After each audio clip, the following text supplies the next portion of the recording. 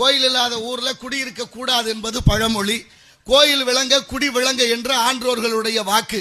ஆலயமும் மனித உடம்பும் ஒன்றுன்னு சொல்லி இந்த உலகத்திலே 1008 கோயில்கள், சிவன் கோயில்கள், 108 பெருமாள் கோயில், அத்தனையும் பக்தி மார்க்கமாக இந்த மக்கள் உய்வு பெற வேண்டும் என்பதற்காக மன்னர்கள் கொண்டாடினார்கள். இன்னைக்கும் பாருங்க, திருவாரூர்ல இருக்கிற கோயில் தியாகேச பெருமான் வீதி விடங்கர்னு பேரு. வீணா இல்லை, தங்கம்னா உளி, உளிபடாமல் தானே எழுந்தருளிய மூர்த்தி தியாகேச பெருமான்.